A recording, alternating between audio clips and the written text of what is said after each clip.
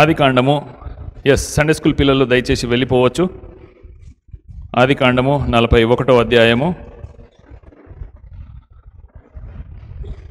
46వ వచనం నుండి చదువుతాను. బైబిల్ ఉన్న వాళ్ళందరూ కూడా తీసి గమనించాలని కోరుచున్నాను. 46 నుండి 52వ వచనము. ఆదికాండము 41వ అధ్యాయము 46 నుండి 52 వరకు. యోసేపు బయలుదేరి ఐగుప్తు దేశమందంతటా సంచరించెను. యోసేపు ఐగుప్తు రాజైన ఫరో ఎదుట నిలిచి ఉన్నప్పుడు 30 సంవత్సరములు గలవాడు. అప్పుడు యోసేపు ఫరో ఎదుట నుండి వెళ్ళి ఐగుప్తు దేశమందంతటా సంచారము చేసెను. సమృద్ధిగా పండిన పంటను 7 సంవత్సరములలో భూమి బహువిరివిగా పండెను. ఐగుప్తు దేశమందున్న 7 సంవత్సరముల ఆహారమంతయు అతడు సమకూర్చి ఆయా పట్టణములలో దానిని నిల్వ చేసెను. ఏ పట్టణము చుట్టూ నుండు పొలము యొక్క ధాన్యము ఆ పట్టణమందే నిల్వ చేసెను. యోసేపు సముద్రపు ఇసుక వలె అతి విస్తారముగా ధాన్యమును పోగు చేసి కొలుచుట అసాధ్యమైన గనుక కొలుచుట మానివేసెను. కరువు సంవత్సరములు రాకమునుపే యోసేపుకు 2 కుమారులు పుట్టిరి. ఓను యొక్క యాజకుడైన పోతీఫరు కుమార్తెయగు అసనెతు అతనికి వారిని కనెను. అప్పుడు యోసేపు, దేవుడు నా సమస్త బాధను, నా తండ్రి ఇంటిని, వారందరినీ నేను మరిచిపోవునట్లు చేసెనని చెప్పి తన జ్యేష్ఠ కుమారునికి మనష్షే అని పేరు పెట్టెను. తర్వాత అతడు, నాకు బాధ కలిగిన దేశమందు దేవుడు నన్ను అభివృద్ధి పొందించెను అని చెప్పి 2వ కుమారునికి ఇఫ్రాయిము అని పేరు పెట్టెను. ఒక మాట ప్రార్థన చేసుకుందాము. దయచేసి తలలు వంచండి. కోరుచున్నాము, ఇదిగో ఈ ప్రాముఖ్యమైన సమయంలో నీవు మాతో మాట్లాడండి. నన్ను కేవలం ఒక బూరగా వాడుకొని మాకు అందరికీ కావలసిన ఆత్మీయ వర్తమానము మాకందరికీ అందించి దీవించి పంపించుమని, వినగలిగే చెవులను, గ్రహించే మనస్సులను మాకు దయచేయమని, ఇదిగో ఈ వాక్యము దేవా విత్తనమై మా హృదయాల్లో నీరు కట్టి ఫలింపజేసి నీవే ఒక ఫలభరితమైన వృక్షముగా చేయుమని యేసుక్రీస్తు అతి పరిశుద్ధమైన నామంలో అడిగి వేడుకుంటున్నాము నా తండ్రి. ఆమేన్, ఆమేన్. నా వాక్య అంశము ఈరోజు దేవుడు నా రక్షకుడు. దేవుడు నా రక్షకుడు. రక్షకుడు అనగానే మీరు రక్షణ భారము లేకపోతే సాల్వేషన్, రక్షణ అని తలస్తారని నేను అనుకుంటున్నాను. పోలీసులని తెలుగులో ఏమంటామండి? రక్షక భటులు. ఓకే. ఫైర్ వాళ్ళని ఏమంటాము? ఎక్కడ రాక అగ్నిమాపక సిబ్బంది. డాక్టర్లని లేకపోతే అంబులెన్స్ వాళ్ళని వైద్య. అందుకే ఈ చైనా కాలేజెస్ వచ్చేసిన తర్వాత పూర్తిగా తెలుగు రాదు, పూర్తిగా ఇంగ్లీష్ రాదు. చైనా నారాయణ అంటే చైతన్య నారాయణ. ఓకేనా? ఆ కాలేజెస్ చైనా కాలేజెస్ అని పిలుస్తూ అంటే ముద్దుగా. ఎందుకంటే మనకి ఏ భాషలో ప్రావీణ్యత లేదు, నాకు కూడా లేదు, నేనేమి గొప్పగా చెప్పట్లేను. సో మనము భాష మీద పట్టు నేర్చుకోవడానికి, మరి ముఖ్యంగా మాతృభాష. ఇక్కడ చాలామంది వేరే వేరే కమ్యూనిటీస్ నుంచి వచ్చిన వాళ్ళం ఉండుంటాము, కానీ మీ మాతృభాష ఏదైతే ఉందో దాని మీద మంచి పట్టు ఉండాలి. అది హిందీయే కానీ, బంజారాయే కానీ, తెలుగే కానీ, ఇంకేదైనా కానీ. ఓకేనా? ఎందుకంటున్నానంటే ఇప్పుడు ఫర్ ఎగ్జాంపుల్ నాకు ఈ ఆపరేషన్ జరగకముందు 2023 సంవత్సరంలో కూడా ఒకసారి స్ట్రోక్ వచ్చింది. స్ట్రోక్ వచ్చినప్పుడు మా క్రిస్టల్ నన్ను వేసుకుపోయింది. ఎవరిని పిలిచారు క్రిస్టల్? మామూలుగా ఎవరికైనా మెడికల్ ఎమర్జెన్సీ జరిగిందనుకోండి, ఎవరిని పిలుస్తాం మనం? మనల్ని తీసుకెళ్ళడానికి, మనల్ని రక్షించడానికి ఎవరిని పిలుస్తుంటాము? అంబులెన్స్. ఫైర్ వాళ్ళని పిలిస్తే ఎలా ఉంటుంది? మనకు మెడికల్ ఎమర్జెన్సీ వచ్చింది, నాకో మా నాన్నకో లేకపోతే మన ఇంట్లో ఎవరికో హార్ట్ అటాక్ వచ్చింది, స్ట్రోక్ వచ్చింది. చాలా క్రూషియల్ మినిట్స్ అవి. ఎస్పెషలీ ఈ స్ట్రోక్స్ లాంటివి వచ్చినప్పుడు మనకు నిమిషాలే లేకపోతే గంట మహా అంటే. ఆ గంటలో ట్రీట్మెంట్ లేకపోతే మరి బాగు చేయలేనటువంటి డ్యామేజ్ జరిగిపోతుంది మన శరీరాల్లో. సో మెడికల్ ఎమర్జెన్సీ వచ్చినప్పుడు పోలీసు వాళ్ళను పిలవము. ఓకేనా? ఇల్లు తగలబడిపోతున్నప్పుడు అంబులెన్స్ని పిలవము. ఇంకా ఇంట్లో దొంగతనమైనప్పుడు ఫైర్ వాళ్ళని పిలవము. మనకు వివిధ రకాలైన రక్షణ కేంద్రాలు ఉన్నాయని నేను అంటున్నాను. అంటే మన ఇంట్లో ఫైర్ వచ్చినప్పుడు ఫైర్ వాళ్ళని పిలవాలి. తర్వాత దొంగలు పడ్డప్పుడు పోలీస్ వాళ్ళని పిలవాలి. అమెరికాలో ఏం చేస్తారు తెలుసా? దొంగలు పడ్డప్పుడు అంబులెన్స్ని ఫస్ట్ పిలుస్తారు. అవును, అది వాళ్లకు మాత్రమే అర్థమయ్యే జోకు. అదొక జోక్. ఎందుకు తెలుసా? వాళ్ళ దగ్గర గన్స్ ఉంటాయి. సో అమెరికా లా ప్రకారము, చట్ట ప్రకారము పర్మిషన్ లేకుండా నువ్వు ఇంట్లో వెళ్తే వాళ్ళు నేను షూట్ చేసి చంపడానికి పూర్తి అధికారం కలదు. ఆమెన్. సెల్ ఫోన్, మనం ఒక మంచి సెల్ ఫోన్, మరీ మంచిది కాదు, మరీ తక్కువది కాదు, ఎంతయ్యా? ఒక 20,000లో కొనొచ్చా? ఒక 20,000లో అక్కడ మెషిన్ గన్ కొనొచ్చు. కేవలం ఆధార్ కార్డు ఒకటి ఉంటే చాలు. మన భారతదేశంలో అది కుదరని పని. కానీ బట్టలు కొన్నట్టు అక్కడ గన్లు కొంటూ ఉంటారు. గన్ కల్చర్ చాలా ఎక్కువ. సో వాళ్ళకు అర్థమయ్యే రీతిగా ఇది జోక్ అని ఎందుకన్నానంటే, దొంగలు పడ్డప్పుడు పోలీసుల కంటే ముందు అంబులెన్స్ని పిలుస్తారు. ఎందుకంటే షూట్ చేసేసిన తర్వాత వాళ్ళకు దెబ్బలు తాకుతాయి, వీలైతే ప్రాణాలు కూడా పోతాయి. ఓకేనా? సో దాన్ని బట్టి వాళ్ళు అట్లా స్పందిస్తారు. ఇక్కడ నా పాయింట్ ఏంటంటే, మన అవసరతను బట్టి మనము సరి అయిన రక్షకుడిని పిలవాలి. మన అవసరతను బట్టి మనము సరి అయిన రక్షకుడిని పిలవాలి, వారి నుండి సహాయాన్ని అందుకోవాలి. ఎలాగైతే ఇల్లు తగలబడిపోతుంది అన్నప్పుడు ఫైర్ వాళ్ళని పిలుస్తామో, మెడికల్ ఎమర్జెన్సీ ఉన్నప్పుడు అంబులెన్స్ వాళ్ళని, డాక్టర్ని పిలుస్తామో, అలాగే దొంగలు పడ్డప్పుడు పోలీసు వారిని లేకపోతే ఇతర అధికారులని పిలుస్తామో, మనము సరి అయిన రక్షకులను పిలవటం అనేది, వాళ్ళను కేక వేయటం అనేది, వారికి మొరపెట్టడం అనేది బైబిల్ కూడా మనకు నేర్పించే ఒక ఆత్మీయ పాఠము. కానీ చాలాసార్లు మనము ఏం చేస్తామంటే, ఈ అవసరత ఉన్నప్పుడు ఈ యొక్క రక్షణను అడుగుతూ ఉంటాము, ఈ అవసరత ఉన్నప్పుడు ఈ యొక్క రక్షణను అడుగుతూ ఉంటాము. అంటే అర్థమవుతుందా? అంటే ఇల్లు తగలబోతున్నప్పుడు మెడికల్ వాళ్ళని పిలిచినట్టు, హార్ట్ స్ట్రోక్ వచ్చినప్పుడు పోలీసు వాళ్ళని పిలిచినట్టు, అక్కడ అది కరెక్ట్ కాదు. అంటే ఇక్కడ మళ్ళీ మీకు ఒక ప్రశ్న రావచ్చు. ఏంటా ప్రశ్న అంటే, సరే ఇల్లు తగలబడినప్పుడు మెడికల్ అప్పుడు వీళ్ళు 3 రకాలుగా ఉన్నారు కదా, కానీ మనకు దేవుడు ఒక్కడే కదా, దేవుడు ఆల్ ఇన్ వన్ కదా. వచ్చుండొచ్చు ఆ ప్రశ్న, మీకు వచ్చుండొచ్చు. మరి ఒక్కడిని కదా పిలిచేది అని అంటే, ఇక్కడ నా పాయింట్ ఏంటంటే, మనము ఏం అడుగుతున్నాము? నేను ఎలాంటి మిమ్మల్ని ఇబ్బంది పెట్టాలని కాదు. మేరీ అక్క చక్కగా ఆరాధన చేశావు. ఎక్కడ కూర్చున్నావు? రైట్. రాణి ఆంటీ మీరు కూడా చేశారు. రైట్. తర్వాత 2-3 చేశారు. ఎక్కి ఏడ్చుకుంటూ చేశారు. ఎందుకు ఏడుపు వచ్చింది మీకు? నువ్వు కూడా ఏడ్చావు అనుకుంటా. ఏడ్చిన వాళ్ళు గొప్పోళ్ళని అనట్లేను, ఏడవని వాళ్ళు మీరు ఆత్మీయతలో తక్కువ ఉన్నారని అనట్లేను. మీ ఫీలింగ్స్ని మీరు బయట పెట్టుకున్నారు, అది 100% ఫైన్. ఎందుకు ఏడుపు వచ్చింది? నాకు జనరల్ ఆన్సర్ కాదు, నువ్వు ఎందుకు ఏడిచినావు? Okay, very good.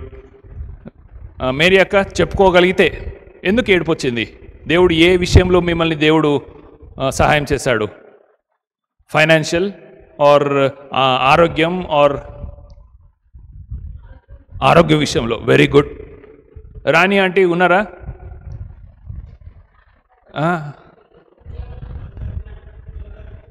జ్యోత్ aunty, sorry, నేను మిమ్మల్ని కెమెరాలో సరిగా ఈరోజు ఈ కెమెరా సరిగా పనిచేయట్లేదు.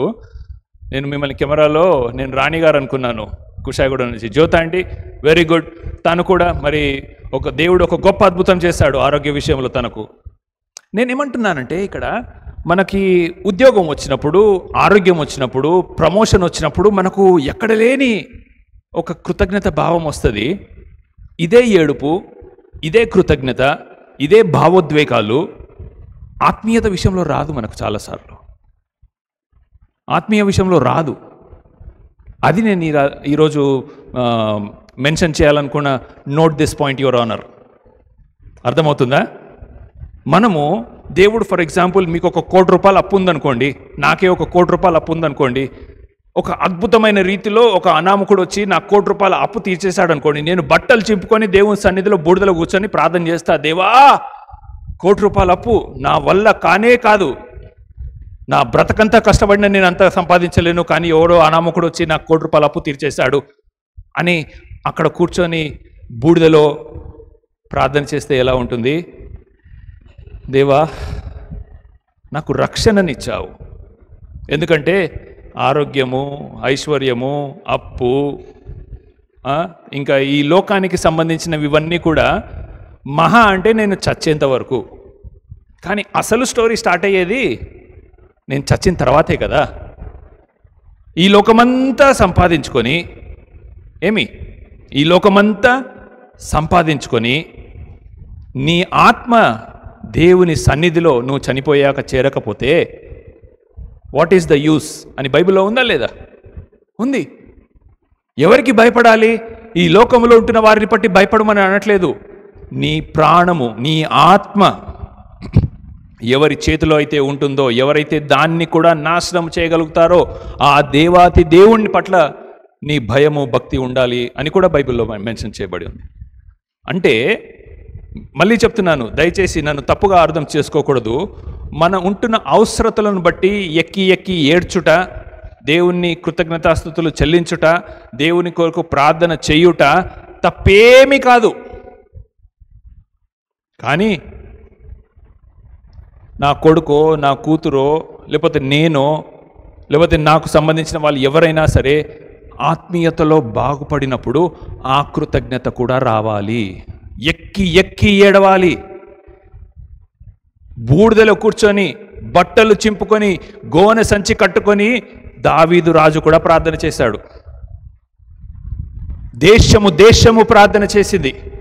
ప్రవక్తలు ప్రార్థన చేశారు. దేనికోసం చేశారు చెప్పండి? ఏ ఒక్కరు కూడా ఆరోగ్యం కోసం ప్రార్థన చేయలేదు. ఏ ఒక్కరు కూడా నా అప్పు తీరిపోయిందని ఫైనాన్షియల్కి సంబంధించి ప్రార్థన చేయలేదు. దేశము రక్షణ పొందాలి, దేవుణ్ణి తెలుసుకోవాలి అని ప్రార్థన చేశారు. ఎందుకంటున్నానంటే మనం చాలాసార్లు మన పర్స్పెక్టివ్, మన దృక్పథం, మన కోణం, మనం చూసే విధానము ఇహలోక సంబంధించినవి మాత్రమే చూస్తూ ఉంటాము.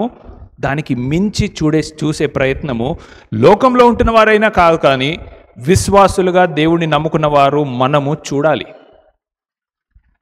ఇంగ్లీష్లో ఏమంటారంటే లుక్ త్రూ హెవెన్స్ ఐస్, అంటే పరలోకపు దృష్టితో చూడాలి.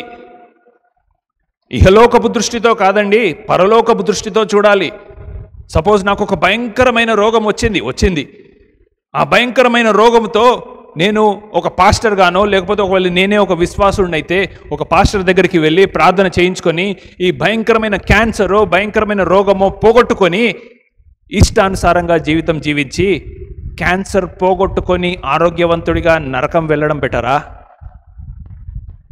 క్యాన్సర్తో చచ్చిపోయి పరలోకం వెళ్ళడం బెటరా? ఇప్పుడు అందరూ పరలోకమే అంటారు, కానీ ప్రాక్టికల్గా మాట్లాడదాము, రియాలిటీలో మాట్లాడదాము. అది ఎవరు ఎన్నుకోరు. ఎందుకు ఇలా మాట్లాడుతున్నానంటే మన దృష్టి పరలోకపు దృష్టితో మనము చూడడం నేర్చుకోవాలి. మనము ఆత్మీయులము. దేవుని వలె నీవెవరు నేనెవరు అని లోకం ముద్రించిందో తెలుసా? మనల్ని ఏమని పిలుస్తుంది?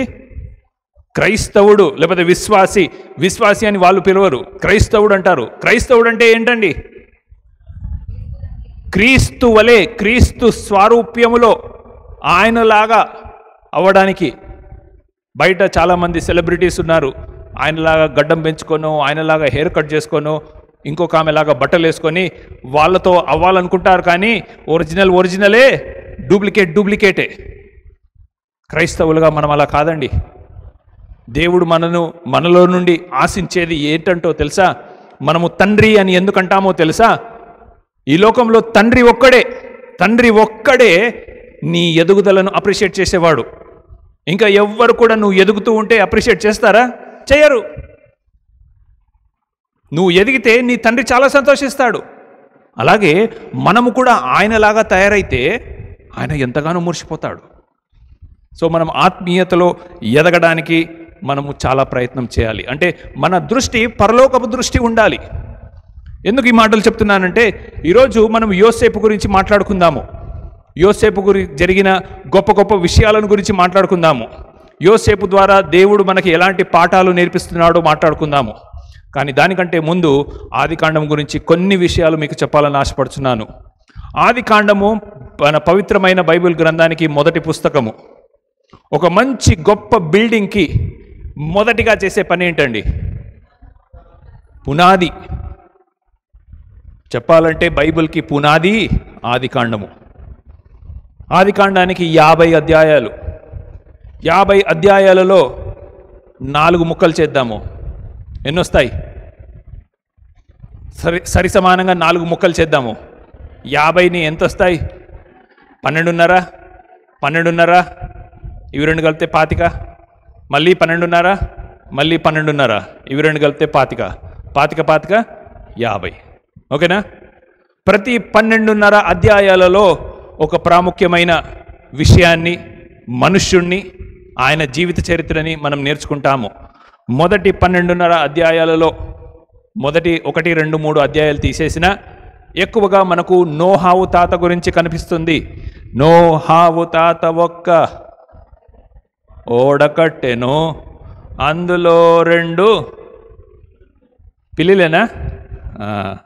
ఇక్కడ మ్యావ్, అక్కడ మ్యావ్, ఎక్కడ చూసినా మ్యావ్ మ్యావ్. మళ్ళీ ఓ హావు తాత ఒక్క. అంతే, మనం ఎదగము.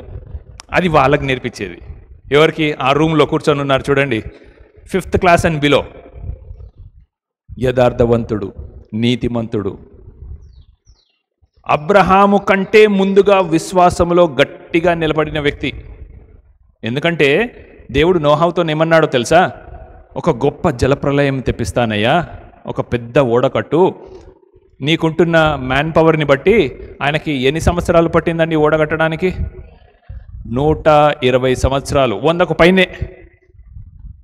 100 సంవత్సరాలు ఒక ఓడ కట్టాడు ఒక తెలియని విషయంపై. ఏంటా తెలియని విషయము? వర్షం అంటే ఏందో తెలియదు ఆయనకి. ఎందుకంటే మీరు మొదటి 3 అధ్యాయాలు చదవండి. దేవుడు వర్షాన్ని ఇంకా కురిపించలేదు. భూమిలో నుండి ఆవిరి వచ్చి నేలను తడిపేది. ఆ ఆవిరి, ఆ యొక్క మిస్ట్, ఆ యొక్క తేమ ఈ యొక్క చెట్లకు, తోటలకు కావలసిన మరి నీటిని ఇచ్చేదని మనం బైబిల్లో చూస్తూ ఉంటాము. సో పైనుంచి వర్షం పడుతుందంట అనగానే నమ్మాడు. ఓకే, మొదటి 12.5 అధ్యాయాలు నోవాహు గురించి. తర్వాత మిగతా 12.5 అధ్యాయాలు అబ్రహాము, విశ్వాసులకు తండ్రి. తర్వాత 12.5 అధ్యాయాలు అబ్రహాము యొక్క మనవడు, జ్యేష్ఠుడు కాదండోయ్, 2వ వాడు. ఆయన పేరే యాకోబు. ఇశ్రాయేలుగా పిలువబడుతున్నాడు. ఏశావు గురించి రాయబడలేదు. యాకోబు 12.5 అధ్యాయాలు. సో మొదటి 12.5 నోహావు, 2వ 12.5 అబ్రహాము, 3వ 12.5 యాకోబు, చివరి 12.5 అధ్యాయాలు యోసేపు గురించి రాయబడ్డాయి.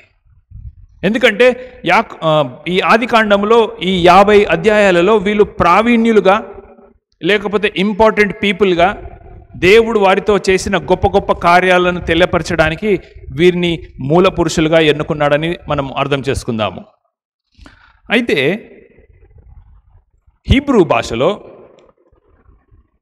టోలిడోప్స్ అంటారు. ఏమంటారు? పాస్టర్లకి బాగా ఇప్పుడు ఇది ఒక ఫ్యాషన్ అయిపోయింది. తెలియని పదాన్ని ఏదో చెప్పిపిచ్చి, ఓకేనా? అది ఎవడికి తెలుసు? మాకేం తెలుసా కదా? ఓకే, తెలుగులో వంశావళి. తెలుగులో వంశావళి. ఆదికాండము రాయబడినప్పుడు ఎలాగైతే కవులు పద్యాలు రాసేటప్పుడు ప్రాసను చూసుకుంటారో, ఓకేనా, ఆ ఛందస్సు తగిలేటట్టు పద్యాలు రాస్తారో, ఆదికాండము రాసేటప్పుడు దేవుని జ్ఞానమును బట్టి మోషే ఎలా రాశాడంటే ప్రతి కొంత భాగం తర్వాత ఒక వంశావళి వచ్చేది. ఆ వంశావళి ఎక్కడైతే వచ్చిందో అక్కడి నుంచి స్టోరీ ఒక టర్నింగ్ పాయింట్ తిరిగేది. మళ్ళీ కొన్ని అధ్యాయాల తర్వాత ఒక వంశావళి వచ్చేది, అక్కడి నుంచి మళ్ళీ స్టోరీ ఒక టర్నింగ్ పాయింట్ తిరిగేది. చూడండి ఒకసారి మీరు బైబిల్ ఉన్న వాళ్ళు బైబిల్ తెరిచినట్లయితే కొన్ని ఇంపార్టెంట్వి చెప్తాను. ఆదికాండము 2వ అధ్యాయము 4వ వచనము ఎవరైనా బిగ్గరగా చదవండి.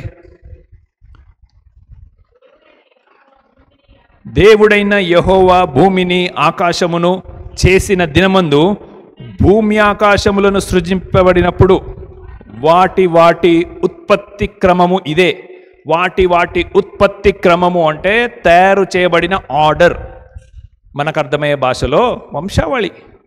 ఫస్ట్ ఇది చేశాడు, తర్వాత ఇది చేశాడు, తర్వాత ఇది చేశాడు, తర్వాత ఇది చేశాడు, వంశావళి అది. తర్వాత 5వ అధ్యాయం 1వ వచనం చూడండి. ఆదాము వంశావళి ఇదే. ఆదాముకు ఎవరు పుట్టారు, వాళ్ళకి ఎవరు పుట్టారు, వాళ్ళకి ఎవరు పుట్టారు. బైబిల్లో చూడండి చాలా ఇంట్రెస్టింగ్గా ఉంటుంది. ఎవ్రీ 2-3 అధ్యాయాలకు మనకి ఇది కనబడుతూ ఉంది. మళ్ళీ 6వ అధ్యాయము 9వ వచనం తీయండి. నోహావు వంశావళి ఇదే. నోహావుకి ముగ్గురు కుమారులు మరి ఓడ దిగిన తర్వాత ఎవరు ఎటుపోయారు, ఎవరికి ఎవరు పుట్టారు, ఇదంతా కూడా నోహావు వంశావళి. 10వ అధ్యాయము 1వ వచనము. రైట్, నోహావుది అయిపోయింది కదా. ఇప్పుడు నోహావు కుమారులది. షేము వంశావళి, హాము వంశావళి, యాపేతు వంశావళి. ఇంకా ముందుకు వెళ్తే 11వ అధ్యాయము 10వ వచనము. ఇది షేము వంశావళి. ఎందుకంటే హాము యాపేతు దేవుని చేత ఎన్నుకోబడిన వారు కాదు, షేము మాత్రమే దేవుని చేత ఎన్నుకోబడిన వాడు. కాబట్టి షేము యొక్క వంశావళి 11వ అధ్యాయం 10వ వచనంలో మనకు కనబడుతుంది. ఇంకా ముందుకు పోతే 27వ వచనము. టెరాహు. హూ ఇస్ టెరాహు? అబ్రహాము వాళ్ళ డాడీ, అబ్రహాము యొక్క తండ్రి. సో ఆయన వంశావళి 11వ అధ్యాయము 27వ వచనం నుండి మనకు కనబడుతూ ఉంది. ఇంకొక 2-3 చూపిస్తాను. అంటే ఒక ప్యాటర్న్ ఉంది అని నేను చెప్పడానికి ప్రయత్నిస్తున్నాను. 25వ అధ్యాయము 12వ వచనము. 25వ అధ్యాయంలో 2 వంశావళిలు కనిపిస్తాయి.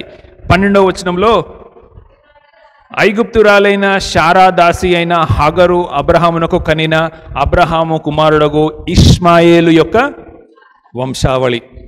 ఆయన ఎక్కడికి వెళ్ళాడు, ఎక్కడ ఎవరిని కన్నాడు, ఆయన వంశావళి. అదే అధ్యాయంలో 19వ వచనంలో వాగ్దాన పురుషుడైన ఇస్సాకు యొక్క వంశావళి. ఇంకా కొంచెం ముందుకు పోతే 36వ అధ్యాయము. 36వ అధ్యాయంలో 1వ వచనంలోను అలాగే 9వ వచనంలోను ఎదోమీయుడైన లేకపోతే ఏదోము దేశాన్ని ఆక్రమించి ఏలుతున్న ఏషావు యొక్క వంశావళి. 37వ అధ్యాయంలో ఒక చిన్న కిలుక్కుంది.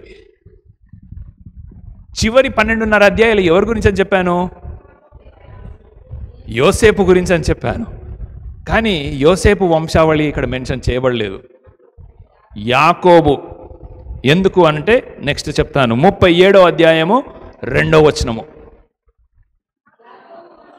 యాకోబు వంశావళి ఏది? ఇది యోసేపు 18 ఏళ్ల వాడు తన సహోదరులతో కూడా మందను మేపుచున్నప్పుడు అక్కడి నుంచి ఆయనను ఎలాగైతే కిడ్నాప్ చేసేసి ఆయనను ఐగుప్తీయులకు అమ్మేసి ఆయన దాసిగా ఫొతీఫర్ గృహంలోనూ తర్వాత ఏమేం జరిగిందో దాని వంశావళి. సో ఇక్కడ ఏమంటున్నానంటే ఆదికాండము ఏదో బై ఫ్లూక్ లేకపోతే కోయిన్సిడెంటల్గా రాయబడలేదండి. దేవుడు ఇప్పుడు చూడండి, ఆదాముకు అవ్వ. ఆదాము అవ్వకి 2 కుమారులు, కయీను, ఏబేలు. కయీను జలసీతోని ఏబేల్ని చంపేస్తాడు. తర్వాత కయీను కూడా శపింపబడతాడు. తర్వాత ఆదాము అవ్వకు మళ్ళా 3వ కుమారుడు పుడతాడు. ఆయన పేరు షేతు. సో షేతు దేవుడు ఏర్పాటు చేసిన వంశం. సో ఆయన వంశావళి ప్రిజర్వ్ చేయబడింది, రక్షింపబడింది, దేవుడు ఎన్నుకున్నాడు. అలా ఇంకా ముందుకు వస్తే అబ్రహాముకి సహోదరులు ఉన్నారా? ఉన్నారు. నోహావుకి సహోదరులు ఉన్నారా? ఉన్నారు. వారిని దేవుడు ఎన్నుకోలేదు, నోహావుని ఎన్నుకున్నాడు. వారి వంశావళి. నోహావుకి ఎంతమంది పిల్లలు? 3. ముగ్గురులో దేవుడు ఎన్నుకున్నది షేమును. So Shem became not so shame. Ham and Japheth gone with the wind. అట్లా దేవుడు ఎవరినైతే ఎందుకు తెలుసా 3వ అధ్యాయంలో మనుష్యుడు పాపంలో పడిన తర్వాత దేవుడు అటు సాతానును ఇటు స్త్రీ అయిన అవ్వను తర్వాత పురుషుణ్ణి ముగ్గురిని శపిస్తాడు. ఆ శాపం గురించి ఎండింగ్లో మాట్లాడతాను. సో ఇలా ఒక ప్యాటర్న్లో చాలా చక్కగా ఒకరి తర్వాత ఒకరు అందరూ కాదు, ఎవరైతే దేవుని చేత ఎన్నుకోబడ్డవారో వారి గురించి ఒక డీటెయిల్ చరిత్ర రాయబడి ఉంది. ఎందుకంటే ఈ పాత నిబంధన గ్రంథం అంతా కూడా ఇన్ ఎ నట్షెల్, అంటే ఒక్క మాటలో చెప్పాలంటే యేసుక్రీస్తు యూదా గోత్రంలో పుట్టడానికి ఎలా కథ ట్విస్ట్లు తిరిగిందో, టర్న్స్ తిరిగిందో, ఎవరు ఎక్కడికి వెళ్ళారో, ఎవరు ఎట్లా బ్రతికింపబడ్డారో, అదంతా కూడా ఒక జర్నీలో భాగం ఓల్డ్ టెస్టిమెంట్ మొత్తం. ఎందుకంటే దేవుడు ఒక గొప్ప ప్రణాళికను వేశాడు. ఏంటా ప్రణాళిక అంటే లోక కళ్యాణము, లోక పాపములను మోసుకొని పోయే గొర్రెపిల్ల యేసుక్రీస్తు ప్రభువు ఆయన మానవతారుడిగా పుట్టాలి, ఆయన శిలువపై చనిపోవాలి, ఆయన ఒక ప్రశస్తమైన రక్తాన్ని కార్చుట వలన ఈ లోకములో ఉంటున్న ప్రతి పాపానికి ప్రాయశ్చిత్తం జరుగుతుంది. ఆయన పుట్టాలంటే వాళ్ళ నాన్న, వాళ్ళ తాత, వాళ్ళ ముత్తాత, వాళ్ళ తత ఎన్ని జనరేషన్స్, చాలా జనరేషన్స్, దాదాపు 1200 సంవత్సరాలు. సో అన్ని జనరేషన్స్, అదంతా కూడా ఆదాము నుండి మరి మాట్లాడుకుంటూ వస్తే మరి చాలా సంవత్సరాలుగా చాలా జనరేషన్స్గా మనకు మత్తయి సువార్తలో కూడా 1వ అధ్యాయం 1వ వచనంలో కూడా వంశావళి కనబడుతుంది. ఇక్కడ నుండి ఇక్కడ వరకు 14 జనరేషన్స్ అని, ఇక్కడ నుండి ఇక్కడ వరకు 14 జనరేషన్స్ అని, తర్వాత చివరిగా యేసుక్రీస్తు వరకు ఇంకొక 14 జనరేషన్స్ అని మనకు కనబడతాయి అనుకుంటా కదా. So the whole book of old testament is God preparing the way for a రెస్క్యూవర్, ఒక రక్షకుడిని పుట్టించడానికి, నిన్ను నన్ను సేవ్ చేయడానికి కూడా. ఈ స్టోరీలో, ఈ గొప్ప గ్రంథములో ఉంటున్న మహా చరిత్రలో నీ పాత్ర నా పాత్ర కూడా ఉంది. నిన్ను నన్ను రక్షించడానికే ఇదిగో ఐగుప్తులో దాస్యత్వం వహించారు. నిన్ను నన్ను రక్షించడానికే ఇదిగో గిడియోను పోయి ఫైటింగ్ చేశాడు. నిన్ను నన్ను రక్షించడానికే దేవుడు ఇశ్రాయేలు వాళ్ళని ఎర్ర సముద్రం దాటించాడు. నిన్ను నన్ను రక్షించడానికే రాజైన దావీదు ఆయన రాజయ్యాడు. అలా ఓల్డ్ టెస్టిమెంట్లో జరిగిన ప్రతిదీ కూడా నిన్ను నన్ను రక్షించడానికే. సో దట్ యేసుక్రీస్తు ప్రభు వారికి ఒక మార్గము తెరవబడింది. ఆయన ఈ లోకంలో పుట్టడానికి ఇవన్నీ కూడా ఒక పావులు లాంటివి. చెస్ బోర్డ్లో పావులు ఉంటాయి కదా, అలా పావులుగా పనిచేశాయి. ఇప్పుడు మనము యోసేపు దగ్గరికి వద్దాము. ఎందుకు యోసేపు దగ్గరికి ప్రాముఖ్యంగా నేను పట్టుకుంటున్నానంటే, ఇదిగో పిల్లలందరికీ కూడా యోసేపు స్టోరీ తెలుసు. చెప్పండి, పట్ చెప్పేసేయండి. ఫస్ట్ 4 P's గుర్తుపెట్టుకోండి. పిట్ అంటే ఒక బావి, ఎండిపోయిన బావిలో పడేస్తారు వాళ్ళ అన్నవాళ్ళు, ఓకేనా. నెక్స్ట్ మళ్ళీ పొతీఫర్స్ హౌస్, బావిలో నుంచి పడేసిన తర్వాత చచ్చిపోతాడేమో వద్దు అని చెప్పి one of their older brothers వాళ్ళ అన్న వాళ్ళు ఏమంటారంటే, అమ్మేద్దాం వాడిని. ఎవరికి అమ్మేద్దాము? ఈ ఇష్మాయేలీలకి, ఐగుప్తు దేశానికి వెళ్తున్న ఇష్మాయేలీలకు అమ్మేద్దాము. ఆ ఇష్మాయేలీలందరూ కూడా పోయి ఐగుప్తులో పొతీఫర్ అనే ఒక యాజకుడు కాదు, ఒక ఆఫీసర్, ఆ ఆఫీసర్ ఆయన కొనుక్కుంటాడు. సో పిట్ పొతీఫర్స్ హౌస్లో ఆమె భార్య ఈయనతో మరి శయనించడానికి ప్రయత్నించినప్పుడు ఆయన ఒప్పుకున్నప్పుడు నెక్స్ట్ పోయి పడ్డాడు ప్రిజన్లో. P for pit, P for Potiphar's house, P for ప్రిజన్లో వచ్చి ఇద్దరికి వాళ్ళ యొక్క కళల సారాంశాలు చెప్తారు. వాళ్ళు మర్చిపోతారు. తర్వాత ఫరో రాజుకి కళ వస్తుంది. అప్పుడు గుర్తొస్తుంది, అదిగో ప్రిజన్లో ఒక ఆయన ఉన్నాడు, ఆయన కళల సారాంశం చెప్పగలుగుతాడని చెప్పి అప్పుడు ఆయనను పిలిచి సారాంశం చెప్పినప్పుడు పోతీఫర్ రాజు ఏం చేస్తాడు? ఆయనని ప్రెసిడెంట్ చేస్తాడు. P for pit, P for Potiphar's house, P for prison, P for president. So P అని 4 పీతో గుర్తుపెట్టుకోవచ్చు. ఇప్పుడు అదిగో అక్కడ ఉంటున్న సండే స్కూల్ వాళ్ళకి కానీ లేకపోతే మనమందరం కూడా ఏమని వింటామంటే, ఇదిగో అడల్టరీని తెలుగులో ఏమంటాము? వ్యభిచారము చేయడానికి అవకాశం వచ్చినా పోతీఫర్ రాజుతో ఆమె వాళ్ళ భార్యతోని పడుకోలేదు, నమ్మకంగా నిక్కచ్చిగా ఉన్నాడు. ఇదిగో మరి అన్నవాళ్ళు సొంతోళ్ళు కష్టపెట్టి ఆయనని అమ్మేసినా ఆయనను ఎవరిని కూడా చూసుకోకుండా దగ్గర చేర్చాడు. సో యోసేపు స్టోరీ నుండి మనం ఏం నేర్చుకోవచ్చు? యోసేపు స్టోరీ విన్నవాళ్ళు మీరు చెప్పండి మీ మాటల్లో. నమ్మకంగా యథార్థంగా ఉంటే దేవుడు మనల్ని పిట్టిలో నుండి ప్రెసిడెంట్కి చేస్తాడు అని అనుకుంటే మీరు మంచి ముద్దపప్పులో కాలేసినట్టే. ఎందుకు తెలుసా? మనము ఈ స్టోరీని తప్పుగా చదువుతున్నాము. దీనిలో ఉంటున్న సారాంశాన్ని తప్పు అర్థం చేసుకుంటున్నాం, అపార్థం చేసుకుంటున్నాం. ఎందుకనంటే చూడండి ఇక్కడ ఏమంటాడు,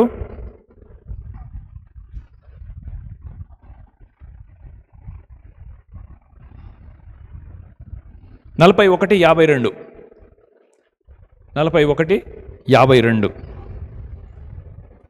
చదవండి ఎవరైనా. తర్వాత అతడు నాకు బాధ కలిగిన దేశమందు నన్ను దేవుడు అభివృద్ధి పొందించండి. ఎవరికైనా మీకు తెలిసిన వారు కానీ మీ చుట్టాలలో కానీ అమెరికా కానీ యూకేలో కానీ సెటిల్ అయిన వాళ్ళు ఉన్నారా? ఉండే ఉంటారు, చేతులు ఎత్తట్లేరు కానీ ఉండే ఉంటారు తెలిసిన వాళ్ళు. అక్కడ వెళ్ళి సెటిల్ అయిపోవడం అంటే మంచిగా కారు కొనుక్కోవడం, ఇల్లు కొనుక్కోవడం, అన్నీ కొనుక్కున్న తర్వాత వాళ్ళు ఒక మంచి పొజిషన్లో ఉన్నారు. వాళ్ళు ఫోన్ చేసి, ఏముందక్క అసలు ఇక్కడ ఎన్ని కష్టాలు పడుతున్నానంటే అట్లా ఇట్లా కాదు అని అన్నారనుకోండి, మనకు ఫస్ట్ వచ్చే ఆలోచన ఏంటి చెప్పండి? ఏం మాట్లాడుతున్నావు నువ్వు? డాలర్లో సంపాదిస్తున్నావు, 2-3 కార్లు కొనుక్కున్నావు, ఇల్లు కొనుక్కున్నావు, మంచిగా నువ్వు ప్లాన్ చేసి కడుపుతో ఉన్నప్పుడే అక్కడ పోయి కన్నావు. సో నీ కొడుకుకో నీ కూతురుకో ఆటోమేటిక్గా సిటిజన్షిప్ వచ్చేసింది, గ్రీన్ కార్డ్ వచ్చేస్తుంది రేపో ఎల్లుండో. ఇంత పక్కాగా ప్లాన్ చేసుకొని అక్కడ పోయిన తర్వాత నువ్వు కష్టపడుతున్నావు అంటే నాకు మింగుడు పోవట్లేదు, నాకు అది చాలా ఇబ్బందిగా ఉంది. అక్కడ పోయి కష్టపడడం ఏంటి? యోసేపు అదే మాట అన్నాడు. ఇప్పుడు ఏమన్నాడు? నాకు బాధ కలిగిన దేశములో దేవుడు నన్ను. ఏం బాధపడ్డాడు యోసేపు? ప్రెసిడెంట్ అవ్వడము బాధనా? ఎక్స్ వైస్ చైర్మన్కి ఫ్లెక్స్ వేస్తున్నారు ఇక్కడ. ఆయన చైర్మన్ కూడా కాదు, వైస్ చైర్మన్, అది కూడా ఇప్పుడున్నాడు కాదు, ఎక్స్ వైస్ చైర్మన్కి ఇక్కడ ఫ్లెక్స్ వేస్తుంటే ప్రెసిడెంట్కి ఎట్లుండాలా? ప్రెసిడెంట్ వచ్చిండంటే హైవేలన్నీ మూసేస్తారు, అవునా కదా? ఆ రోజుల్లో ఐగుప్తు సామ్రాజ్యము the only biggest empire in the world. వేరే ఏ సామ్రాజ్యాలు లేవు. పర్షియా సామ్రాజ్యం ఇంకా ఉనికిలోకి రాలేదు, ఇంకా ఏ దేశము ఉనికిలోకి రాలేదు. మనం చదువుతాం ఏంటంటే ఆ రోజు వచ్చిన కరువు కాటకము ఐగుప్తు ఒక్కటే బతికి బయటపడ్డది, మిగతా వాళ్ళందరూ కూడా నాశనం అయ్యారు. ఎలాగైతే నోహు తాత జలప్రలయం వచ్చినప్పుడు ఈ సమయంలో యోసేపు ఉన్న సమయంలో ఐగుప్తు దేశస్థులు తప్ప మిగతా వాళ్ళందరూ చనిపోయారు ఆకలికి. ప్రపంచం, it's a global famine, global pandemic.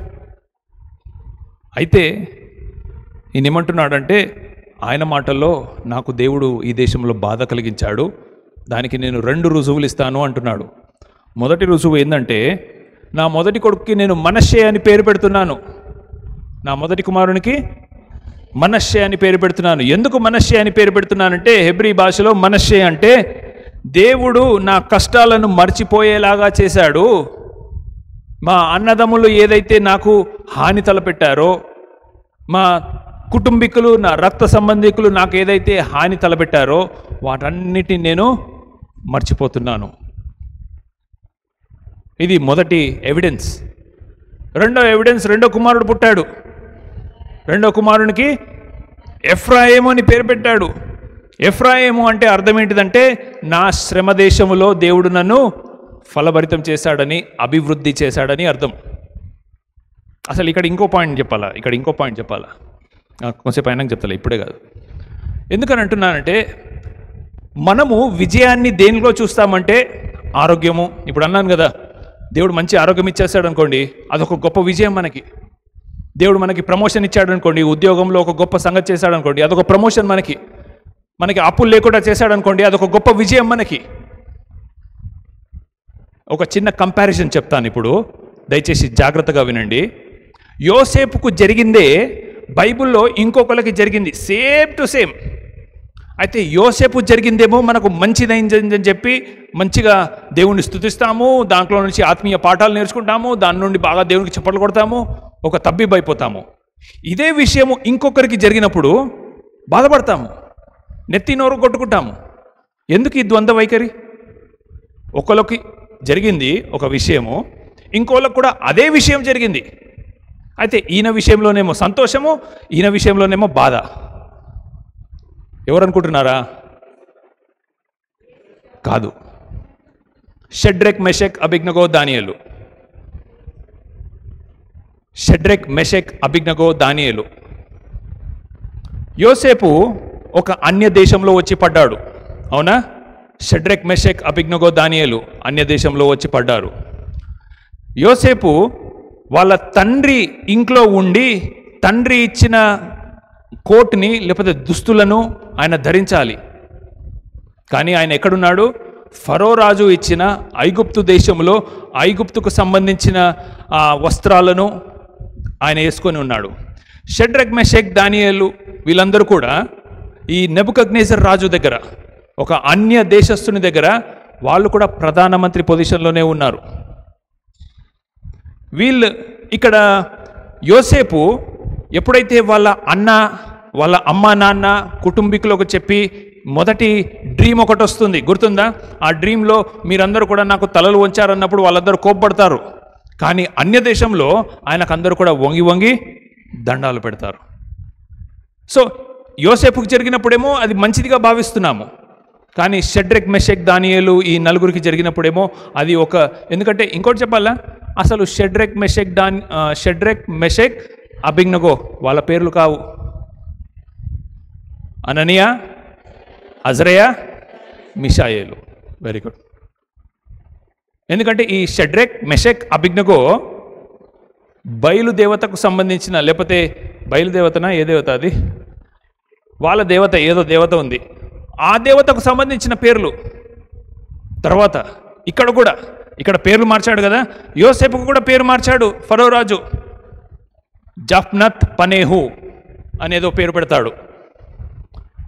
So ఇక్కడ మన విడ్డూరాన్ని మీరు గమనించినట్లయితే, యోసేపుకు జరిగిన విషయాలన్నీ కూడా అన్య దేశములో, అన్య రాజ్యములో, లేకపోతే అన్య దేశస్థులకి దేవునికి ఇష్టము లేని, వాగ్దానములో లేనటువంటి విషయాలు జరిగినప్పుడేమో మనం సంతోషిస్తాము, ఎందుకంటే దాన్ని ఆశీర్వచనంగా తీసుకుంటాము, దాన్ని మనం విజయంలాగా భావిస్తాము. కానీ దానియేలు తన ముగ్గురు స్నేహితులకు జరిగినప్పుడేమో అది ఒక నీచమైన కార్యంగా, లేకపోతే అది మనకు విశ్వాసులుగా దాన్ని మనం యాక్సెప్ట్ చేయము. ఎందుకు అంటే యోసేపు కష్టపడ్డాడు, యోసేపు నికచ్చిగా నిలబడ్డాడు, తన క్యారెక్టర్ని మెయింటైన్ చేశాడు, తను ఎవరితో వ్యభిచారము చేయలేదు, అన్నదమ్ములను ఏమీ చేయలేదు. కానీ ఇక్కడ స్టోరీ ఏంటంటే, ఆయనను దేవుడు ఎన్నుకున్న ఏకైక కారణము తన కుటుంబాన్ని కాపాడుటకు మాత్రమే, తన కుటుంబాన్ని కాపాడుటకు మాత్రమే. యోసేపు మెయిన్ క్యారెక్టర్ కానే కాదు, యోసేపు మెయిన్ క్యారెక్టర్ కానే కాదు. అది ఆయన మాటల్లోనే అంటాడు. ఏమంటాడు చూడండి ఒకసారి మీరు, 50వ అధ్యాయము 20వ వచనము.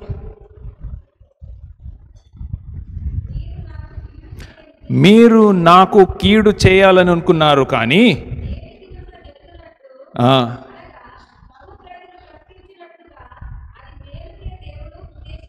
ఇది అసలైన రక్షణ హస్తము, ది ఒరిజినల్ రెస్క్యూవర్ ప్లాన్. దేవుడు నన్ను ఐగుప్తు దేశానికి ముందుగా పంపించింది. ఇదిగో ఐగుప్తు పొలిమేరల బయట మీరు ఉండుంటే అప్పుడు వచ్చిన కరువు కాటకాలకి మీరందరూ కూడా చనిపోయేవారు. మీకు ఫుడ్ లేదు, మీకు వాటర్ లేదు. అందుకే కదా మనం స్టోరీ ఎండింగ్లో ఏమని చూస్తాము?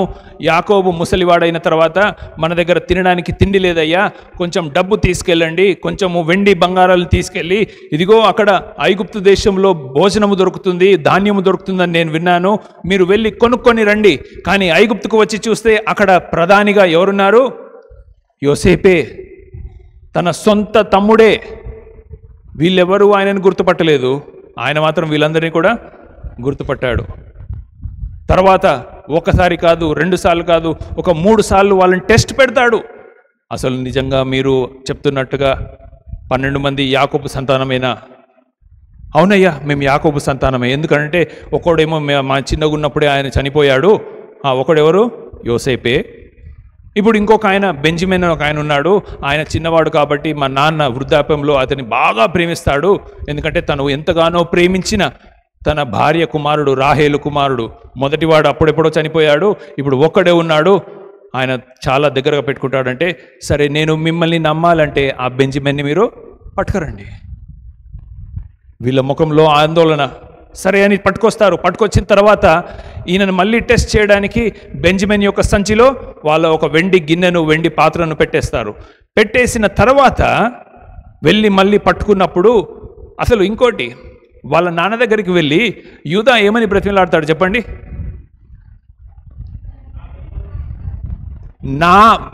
నా కుమారులని నీకు నేను తాకట్టు పెడుతున్నా.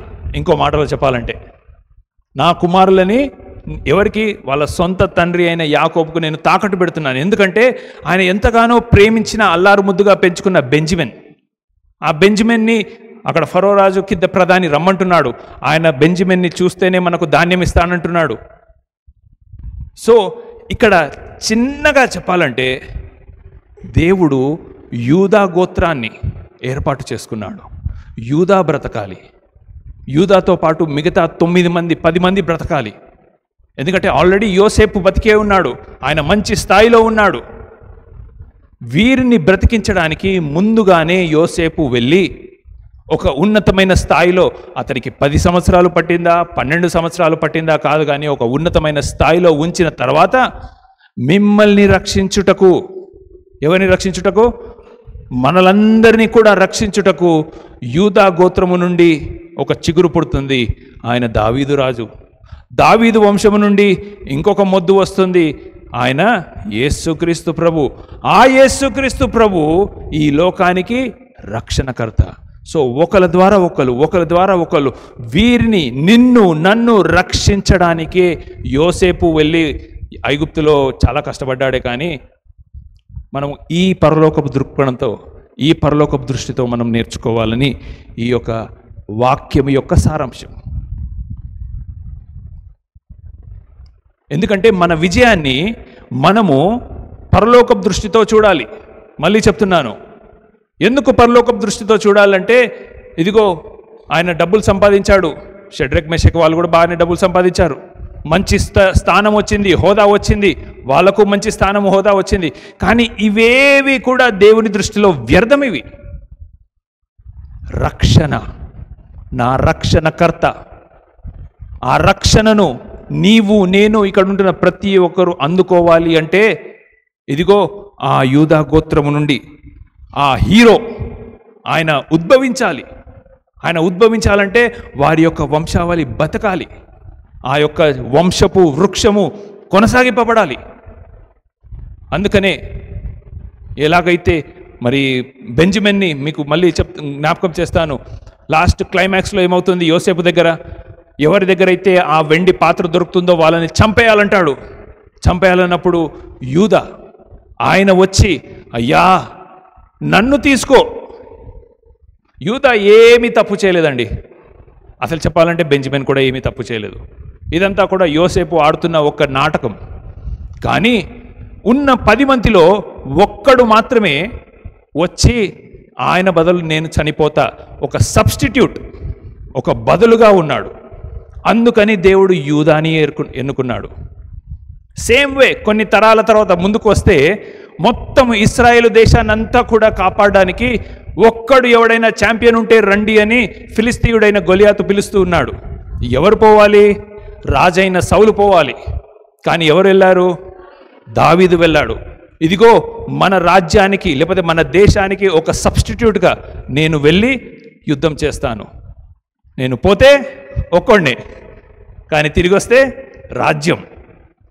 సబ్స్టిట్యూట్. బెంజమిన్ ప్లేస్లో యూదా సబ్స్టిట్యూట్, ఇస్రాయేల్ ప్లేస్లో దావీదు సబ్స్టిట్యూట్, ఈ లోకానికి యేసుక్రీస్తు ప్రభు సబ్స్టిట్యూట్. సో అందుకని దేవుడు ఈ యొక్క పాత్రను యోసేపుకి ఇచ్చాడు. ఒక పాత్ర, ఒక చిన్న పావు. సో అలా చెప్పుకుంటూ పోతే ఇంకా మనకి చాలా చాలా ఆత్మీయ పాఠాలు ఈ యొక్క బైబిల్ హీరోస్లో మనకు కనబడతాయి. సో ఇహలోక సంబంధించిన విషయాల గురించి కాదు, దాని గురించి సంతోషించడం మంచిదే, కాదనట్లేను. But that is not our benchmark. అంటే అది మాత్రమే మనకు ముఖ్యమైనది కాదు. మన ఆరోగ్యము, మన ఇల్లు, మన ఆర్థిక పరిస్థితి, ఇవి మాత్రమే కాదు. ఆత్మల కోసము ప్రాకులాడాలి, ఆత్మీయత కోసం ప్రాకులాడాలి. అప్పుడు దేవుడు మనల్ని ఇంకా ఇంకా ఆయత్తపరుస్తాడు. చివరిగా ఒక్క మాట చెప్పేసి నేను ముగించేస్తాను. ఇంతకుముందు చెప్పాను కదా, లేడీస్కి ఇది ఒక మంచి పాఠము. లేడీస్కి ఇప్పుడు యోసేపు అన్నదమ్ములందరూ వచ్చేసారు. వచ్చేసిన తర్వాత వాళ్ళందరూ ఒకళ్ళు పట్టుకోలు ఒకళ్ళు ఏడ్చారు. ఆల్మోస్ట్ ఇక లాస్ట్కి శుభం కార్డ్ పడబోతుంది, అందరూ హ్యాపీ ఎండింగ్లో ఉన్నారు. యోసేపు ఒక మాట అంటాడు. ఏమంటాడంటే, మీరు వెళ్ళి వృద్ధాప్యంలో ఉంటున్న మా తండ్రిని, మీ కుటుంబీకులను, మీ పిల్లలను అందరినీ కూడా పట్టుకరండి అన్నాడు. పట్టుకరండి అనకముందు తన భార్యను అడిగాడంటావా? ఆలోచించండి. ఆ కాలపోళ్ళు అడగరట. ఓకే, పుణ్యాత్ములమ్మ మీరైతే. ఎందుకు ఈ మాట అంటున్నానంటే, పెళ్ళైన వాళ్ళు జాగ్రత్తగా వినండి. మగోళ్ళ సైడ్ చుట్టాలు రావాలంటే ఇంట్లో పర్మిషన్లు అడగాల్సి వస్తుందంట. అదేదో సామెత కూడా ఉందంట. మొగోళ్ళ సైడు చుట్టాలు వస్తేనేమో చెప్పులు దొడ్డి గుమ్మం దగ్గర పెట్టాలనో, తర్వాత ఆడోళ్ళ సైడ్ చుట్టాలు వస్తేనేమో మెయిన్ గుమ్మం దగ్గర చెప్పులు కనిపిస్తాయనో. అంటే ఏంటంటే మొగోళ్ళ సైడు చుట్టాలు వస్తే ఎన్ని రోజులు ఉంటారు, ఎంతమంది వస్తున్నారు, ఎన్ని పూటలు తిండి పెట్టాలి, ఇవన్నీ కూడా ముందుగానే ఒక బడ్జెట్ ప్రిపేర్ చేసి హోమ్ మినిస్టర్ దగ్గర అర్జీ పెట్టాలి. ఒకళ్ళు చూసుకుంటున్నారంటే దేవుడు నిజం మాట్లాడుతున్నాడని అర్థం. ఓకే, అయితే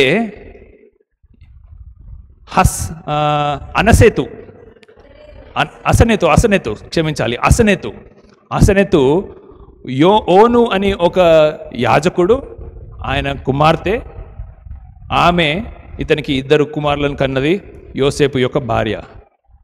ఆమె ఎలాంటి బిబ్లికల్ బ్యాక్గ్రౌండ్ లేదు, దేవుని యందు భయము భక్తి లేకపోతే దేవుని గురించి తెలుసో లేదో కూడా నాకు తెలియదు. కానీ తన భార్య యొక్క తీర్మానాన్ని 100% సపోర్ట్ చేసింది. సారీ తన భార్య భర్త యొక్క తీర్మానాన్ని 100% సపోర్ట్ చేసింది. ఒకవేళ ఆమె సపోర్ట్ చేసి ఉండకపోతే ఈరోజు ఉంటున్నట్లుగా భార్యలు గొడవ చేసినట్టుగా, ఎన్ని రోజులు ఉంటారు మీ వాళ్ళు, ఎన్ని పూటలు వండి పెట్టాలి, వాళ్ళకి ఇల్లు లేవా, వాళ్ళకి ఇది లేదా అది లేదా అని గొడవ పెట్టేసి వాళ్ళని మళ్ళీ బయటికి వెళ్ళగొడతాయి. ఎందుకంటే ఢిల్లీకి రాజు కాదు ఈయన, ఐగుప్తుకి రాజు. కానీ భార్య ముంగట మాత్రం పాపం ఎవరి బాధలు వాళ్ళకుంటాయి. ఎందుకు ఈ మాట చెప్తున్నానంటే, ఆమె సపోర్ట్ చేసింది కాబట్టి 12 గోత్రాలు నిలబడ్డాయి. 12 గోత్రాలు నిలబడ్డాయి కాబట్టి ఇశ్రాయేలు దేశం ఏర్పడింది. ఇశ్రాయేలు దేశం ఏర్పడింది కాబట్టి రక్షకుడు వచ్చాడు కాబట్టి రక్షణ వచ్చింది. హల్లెలూయా. చిన్న పాత్రలే కానీ అవి వెళ్తున్న కొద్దీ అవి ఓపెన్ అవుతున్న కొద్దీ ఒక గొప్ప మార్పును తెచ్చాయి చరిత్రలోనూ ప్రపంచంలోనూ. కాబట్టి ఈరోజు మనం నేర్చుకునే పాఠము మొదటిది, మన విజయము ఈ భౌతికవాదంలో ఉండకూడదు. భౌతికవాదం అంటే మెటీరియలిస్టిక్ థింగ్స్, లోక సంబంధించి ఉండకూడదు. మన విజయము ఆత్మీయంగా ఉండాలి. రెండోది, దేవుడు మనకు 60 సంవత్సరాల జీవితం 70 సంవత్సరాల జీవితం ఇచ్చినా కూడా ఆయన రాజ్య వ్యాప్తి నిమిత్తంలో ఒక చిన్న పాత్ర పోషించవచ్చు. మీకు స్టేజ్ మీద టైం 1 నిమిషం రావచ్చు, లేకపోతే ఇంకా ఇంకా ఇంకా ఇంకా ఎలా చెప్పాలి, చాలా ఎగ్జాంపుల్స్ చెప్పగలుగుతాను. గిడియోనుని దేవుడు ఎలా వాడుకున్నాడు, యెహోషువ అయితే చాలా, ఎందుకంటే చాలాసార్లు ఈ పెద్ద ప్రవక్తలు చిన్న ప్రవక్తల గురించి మాట్లాడేటప్పుడు చాలామంది ఏమనుకుంటారంటే పెద్ద ప్రవక్తలు అంటే వాళ్ళు సీనియర్సు, చిన్న ప్రవక్తలు అంటే వాళ్ళు అప్రెంటిస్లు, ఓకేనా, వాళ్ళు ఎక్స్పీరియన్స్ లేదనుకుంటారేమో. కాదు కాదు కాదు, పెద్ద ప్రవక్తల యొక్క గ్రంథము ఎక్కువ అధ్యాయాలు రాయబడింది, అందుకే వాళ్ళని పెద్ద ప్రవక్తలు అని దేవుడైతే అనలేదండి. మనము మాట వరుసకి లేకపోతే క్రైస్తవ వేదాంత విద్య పాఠశాలలో ఉంటున్న వాళ్ళందరూ కూడా అట్లా పిలుచుకొచ్చారే, కానీ దేవుని దృష్టిలో పెద్దోడు, చిన్నోడు, నడిపోడు, అప్రెంటిసు, ఫ్రెషరు అట్లా ఏమీ లేదు. ప్రతి ఒక్కరిది, అది చిన్న పాత్ర అయినా సరే పెద్ద పాత్ర అయినా సరే, దేవుడు పనికిరాని ప్లేస్లో నుండి మెఫీబోషేతు, ఆయన స్టోరీ కూడా మీకు తెలుసని నేను నమ్ముతున్నాను. ఆయన బికారిగా ఉండి రాజు బల్ల దగ్గర వచ్చి కూర్చున్నాడు. గొర్రెల కాపరిగా ఉంటున్న దావీదు రాజ్యాన్ని ఏలాడు. అలా చిన్న చిన్న పాత్రలు అయితేనేమి, పెద్ద పెద్ద పాత్రలు అయితేనేమి, దేవుని యొక్క గొప్ప ప్రణాళికలో మనమందరము కూడా ఉన్నాము, మనమందరం కూడా పాలిభాగస్తులమే. కాబట్టి యోసేపు ఆయన నమ్మకంగా జీవించాడు, కాదనట్లేను. ఆయన మంచి ఉన్నతమైన స్థాయిలో వెళ్ళాడు, కాదనట్లేను. కానీ ఆయన ఎప్పుడూ మర్చిపోలేదు. అందుకని వాళ్ళ పిల్లలకి హెబ్రీ పేర్లు పెట్టాడు. పుట్టింది ఐగుప్తీయుల ద్వారా అయినా కూడా పెట్టింది మాత్రము హెబ్రీ పేర్లే పెట్టాడు. అందుకే వారిద్దరికీ కలిపి అర్ధ గోత్రాలుగా దేవుడిచ్చాడు. ఈ కొన్ని మాటలు దేవుడు మన వినికిడిలో దీవించిన గాక. దయచేసి లేచి నిలబడండి, ప్రార్థన చేసుకుందాము.